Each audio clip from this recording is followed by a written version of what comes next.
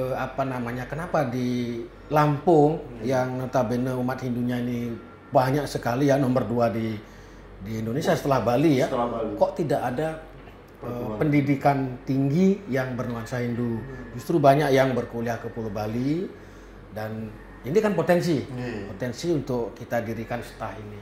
Nah, jadi mengalir begitu saja sehingga saya mau nggak mau bergabung juga akhirnya di STAH dengan latar belakang. Jadi nilai-nilai kearifan lokal itu harus tetap dijaga, ya. Dia berpendidikan di perguruan tinggi Hindu, nilai-nilai lokalnya harus tetap dia jaga, harus tetap dia lestarikan.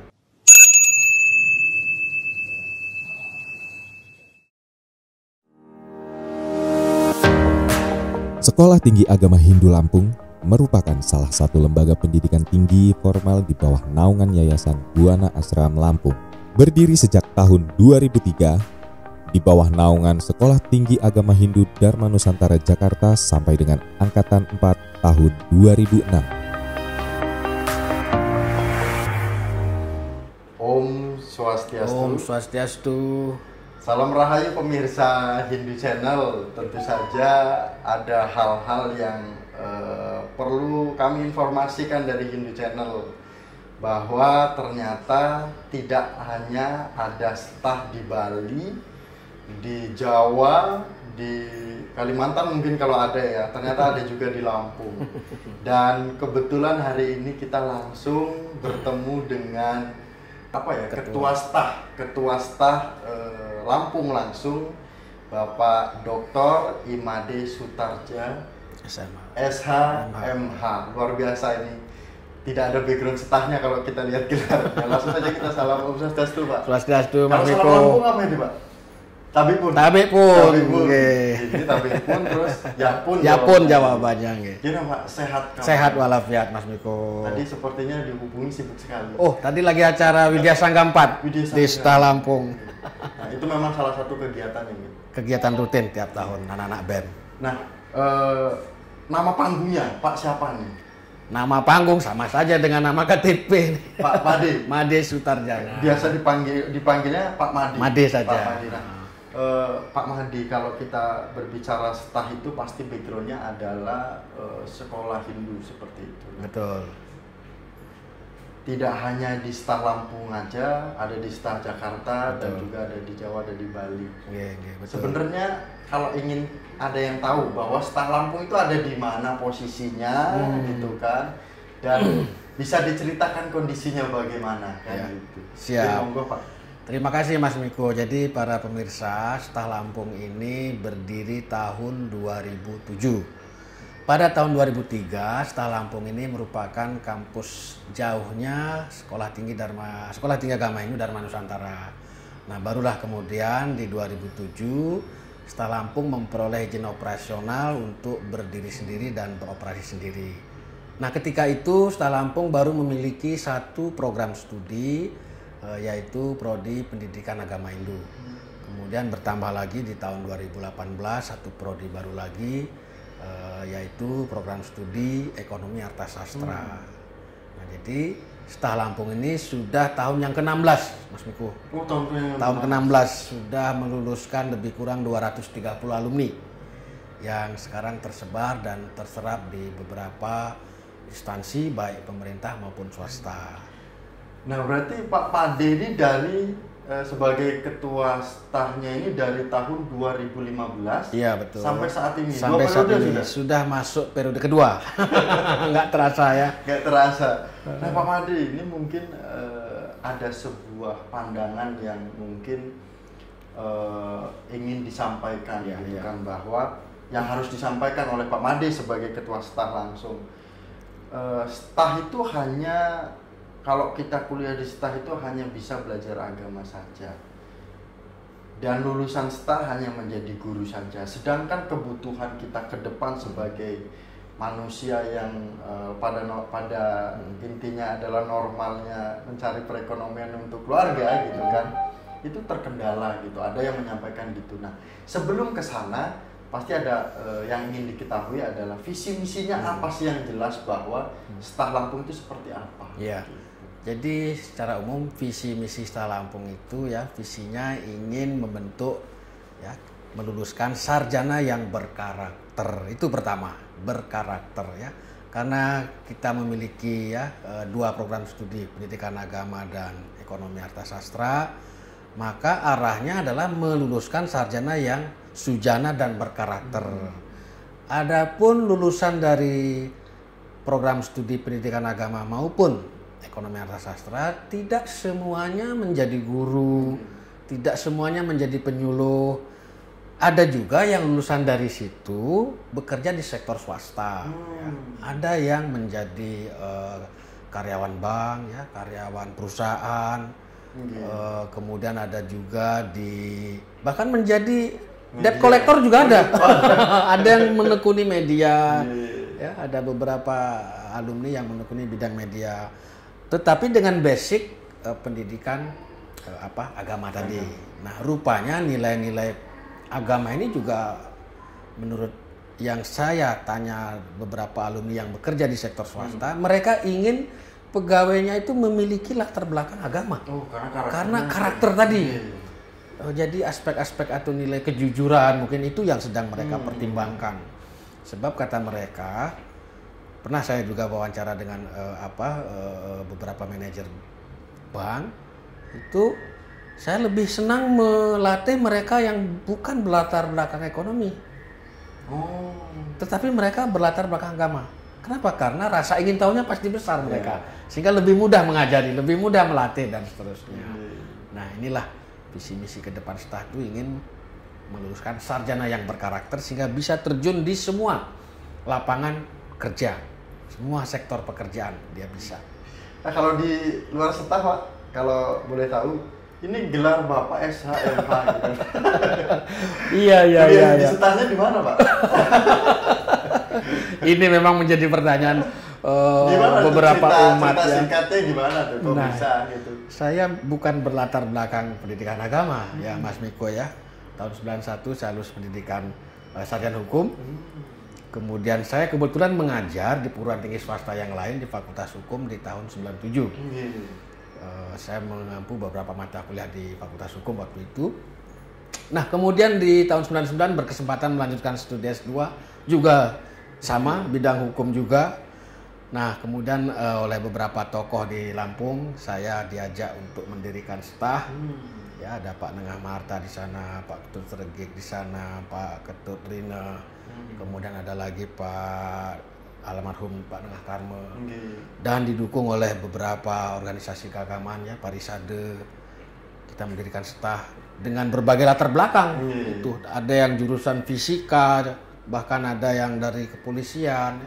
Nah, itulah kemudian ini mengalir begitu saja ini. Karena itu muncul dari bentuk kepedulian dan melihat kondisi umat Hindu kita. Kan? Mungkin jangan sampai kita tidak punya basic sekolah. Kalau misalnya di Jakarta itu ada sekolah SD Romang, di sekolah SD TK di Romang.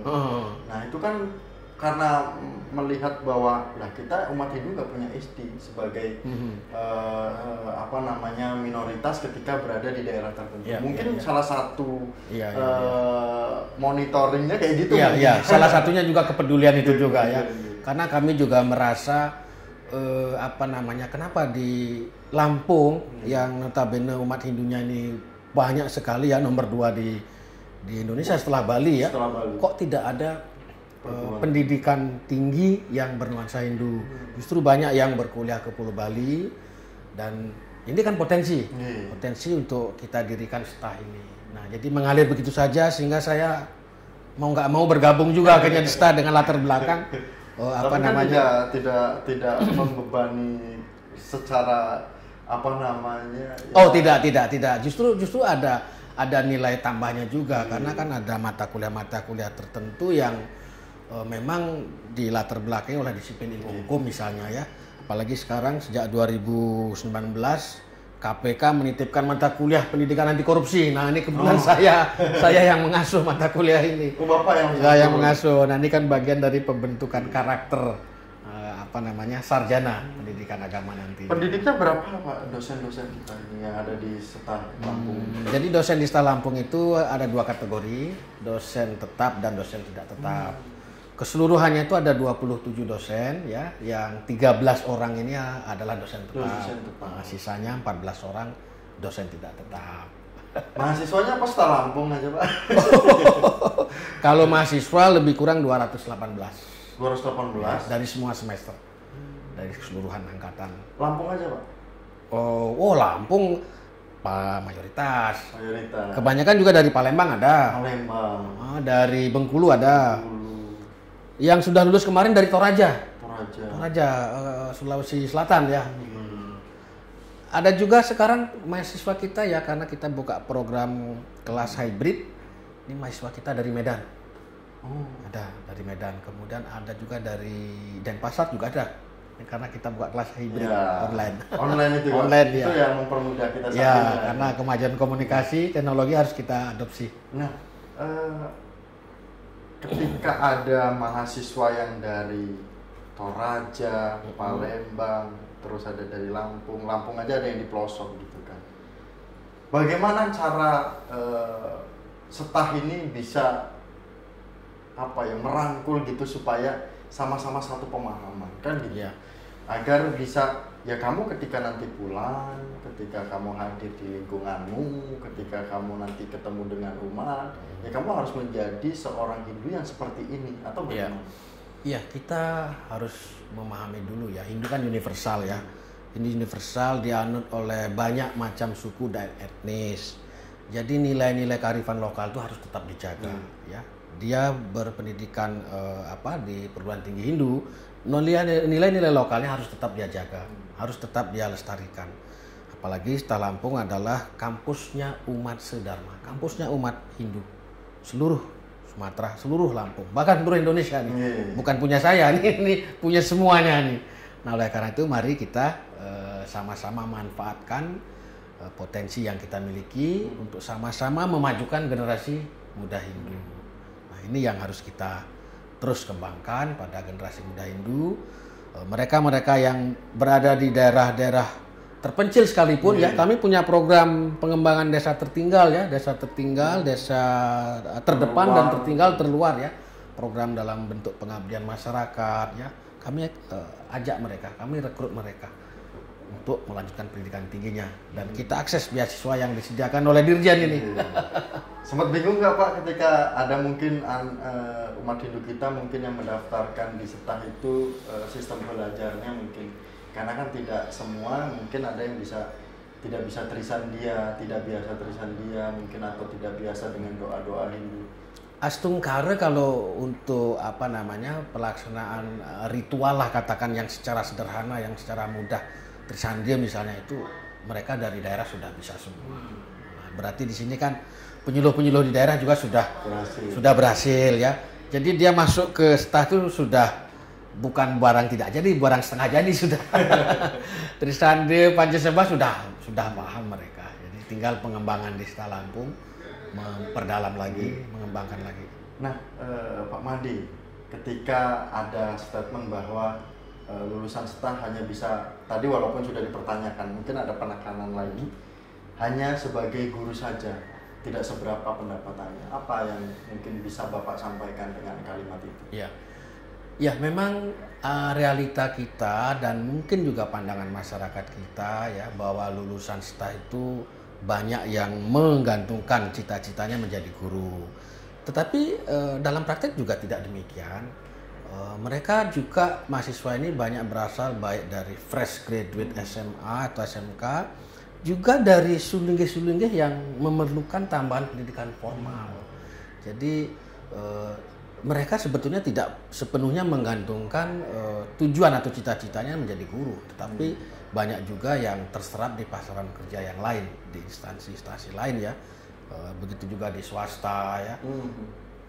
Banyak juga mereka yang menjadi pekerja mandiri ya, memulai usaha, merintis usaha secara mandiri. Jadi tidak menggantungkan hanya untuk satu profesi tertentu, guru misalnya, tidak. Juga banyak yang tersalur di sebagai penyuluh non PNS ya. Membantu juga mereka ini lulusan ini membentuk pasraman-pasraman. Kalau secara akademik ya, kalkulasi yang saya peroleh dari Wakil Ketua 1, rata-rata lulusan dari Staf Lampung itu memerlukan waktu 3,5 bulan. Untuk 3,5 bulan untuk memperoleh pekerjaan. Rata-rata. Jadi tidak perlu waktu lama itu. 3,5 tahun kalau misalnya di aja di rumah juga bingung. Bingung. Nah, ini 3,5 bulan. 3,5 bulan dia sudah terupdate ya. 3,5 bulan. 3,5 bulan ya, bukan 3,5 tahun. 3,5 bulan dia sudah terupdate, tersalur. Entah itu sebagai pekerja mandiri, bekerja di tempat administrasi lain, atau membuka usaha bergabung dengan teman-teman. Jadi hanya 3,5 bulan ya, bukan 3,5 tahun. Apa sih Pak yang diinginkan dari staf sebenarnya? Yang diinginkan sebenarnya apa sih, kok bisa sepertinya menggebu-gebu sekali harus yang ada di Lampung, yang ada di daerah harus di kuliah staf? Satu, potensi umat Hindu di Lampung itu besar dan sekitarnya, ya. Ada Bengkulu, Palembang, Jambi, Riau sampai ke Medan. Nah, ini kan potensi umat besar nih. Maka Lampung sebagai gerbangnya Sumatera ini strategis sekali untuk melanjutkan pendidikan tinggi Hindunya. Itu satu, potensi dari sisi umat ya. Kemudian fakta di lapangan memang generasi muda Hindu, tokoh-tokoh Hindu terutama ya, cukup banyak yang berkiprah di birokrasi, di di pemerintahan ya, di sektor swasta, di dunia usaha dan lain-lain. Ini cukup banyak generasi muda Hindu. Nah, tentu Sekolah Tinggi Agama Hindu ini ingin berkolaborasi dengan beliau-beliau ini, dan beliau juga tadi saya membuka acara Widya Sangga itu luar biasa, apresiasi dari Ketua Parisade Provinsi, kemudian dari beberapa tokoh ya dari WHDI, ini luar biasa bentuk dukungan beliau-beliau ini untuk Staf Lampung, dan itu membuat kami lebih bersemangat lagi. Kita kebetulan waktu kapan itu ya di Hindu Channel juga pernah wawancara dengan Ketua PHD Provinsi Lampung. Iya, Pak Nyoman Setiawan. Programnya beliau untuk betul. melakukan menyusun program dulu nih biar rapi. Betul. Karena banyak hal-hal yang perlu diperbaiki lah supaya bisa sampai ke umat. Yang mungkin nanti umat Hindu yang belum menonton PHDI Provinsi Lampung bisa nonton. Di scroll aja ketik PHDI Provinsi Lampung di channel pasti keluar. Nah, ini bukan terakhir pertanyaan, tapi siapa tahu nanti bisa ada waktu kesini lagi. Harapan Bapak ke depan kepada generasi Hindu dan umat Hindu khususnya, tidak hanya di Lampung ya, setidaknya di Lampung pun tidak apa-apa, tidak hanya di Lampung saja. Siapa? Silakan Pak. Iya, baik. Untuk generasi muda Hindu dimanapun adik-adik berada, mari kita tingkatkan kualitas sumber daya manusia kita ya. Mari kita tingkatkan kapasitas dan kapabilitas kita untuk meraih cita-cita kita ke depan ya, di lapangan kerja apapun. Nah, oleh karena itu dengan kemajuan teknologi informasi sekarang, banyak peluang-peluang pendidikan yang bisa kita akses ya, banyak hal-hal baru yang bisa kita akses. Maka dari itu pendidikan ini sangat penting. Pendidikan adalah investasi jangka panjang ya. Sekarang kita berakit-rakit ke hulu, maka berenang-renang kemudian. Bersakit-sakit dahulu mendempuh pendidikan, maka suatu saat nanti kita akan memperoleh manfaat yang besar dari pendidikan yang kita peroleh. Yakinlah, pendidikan ini adalah penerang dari kehidupan kita. Itu kira-kira Mas Miko. Habis ini ada kegiatan apa lagi Pak? Ya, nanti memonitor kegiatan Widya Sangga ya, sampai sore mungkin nanti ya. Ya paling kita nanti nyampe sore juga. Oh gitu. Matur sukses, matur nuwun. Apa namanya kegiatan lomba itu luar biasa. Iya. Luar biasa. Itu Pak kegiatan-kegiatan. Iya, ini kan yang keempat. Kemarin 3 tahun tuh vakum. Jadi ini yang keempat. Mudah-mudahan tahun depan kita lanjutkan lagi. Kita tayangkan videonya nih biar rame nanti. Ya Pak, dukungan untuk nih umat Hindu yang ada di Lampung untuk dukung selalu Hindu Channel. Karena ini media. Gimana nih Pak, dukung Hindu Channel, jangan lupa like, komen, dan subscribe. Like, komen, dan share ya, baik untuk para penonton Hindu Channel yang saya hormati dan yang berbahagia, jangan lupa like dan komen dan di-share ke semua grup-grup yang Bapak Ibu miliki, adik-adik miliki. Semoga sukses Hindu Channel ke depannya. Oke, suksema. Terima kasih Bapak Imade Sutarjana sebagai Ketua Staf Lampung. Semoga informasi kita pada hari ini bisa bermanfaat dan bisa mendapatkan mungkin hal yang bimbang dari umat Hindu langsung. Wow, kenapa nggak Staf Lampung aja kan gitu. Jadi kami tutup dengan Paramasanti bersama dengan Ketua Staf Lampung Paramasanti. Om Santi Santi Santi Om. Terima kasih semua. Mas Miko, sehat-sehat selalu.